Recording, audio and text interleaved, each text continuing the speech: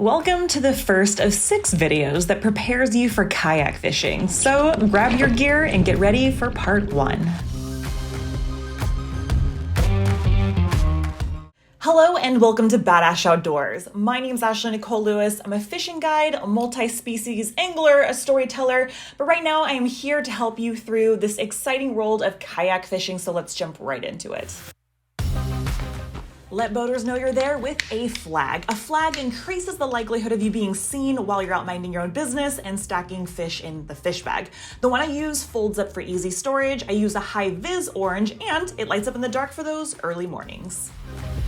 Next up is a paddle. Keeping a paddle is essential, even if you have an electric or pedal-powered kayak.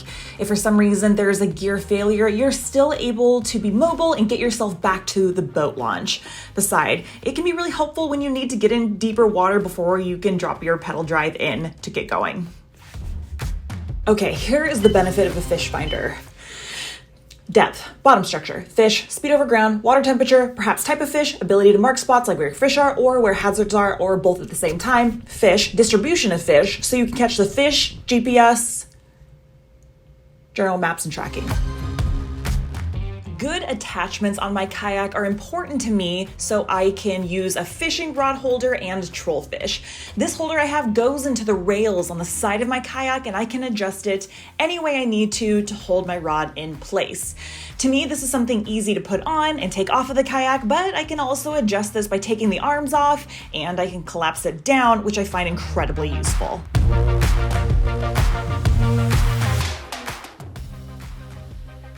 I also keep a comprehensive medical kit. I actually have 2. One is a smaller version that goes in my kayak for emergencies on the water, and the other that I keep in my truck.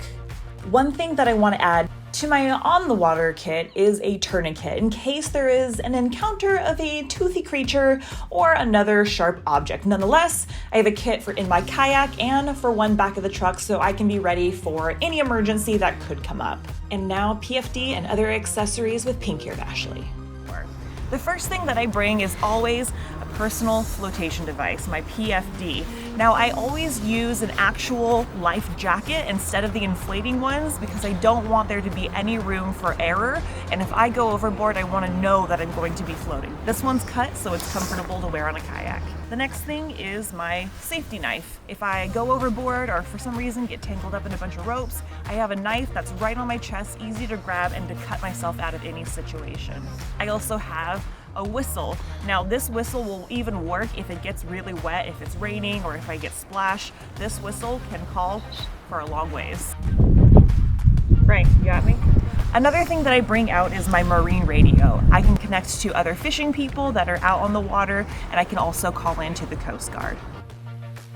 And finally, a tow rope. Now, hopefully nothing goes wrong while you're out kayaking on the water, but if it does, or something happens to one of your friends, you have a way to get them back in. The one that I use can attach to my kayak, has an easy release access point, and has a bunch of rope with a carabiner in it so I can tow anybody to safety or be towed if I need to. And finally, here is your gear checklist. Now, if you think we need to add anything, drop it below in the comments. Don't forget to subscribe to the channel and stay tuned for the next video where I talk about techniques and tips fishing from a kayak. See you next time.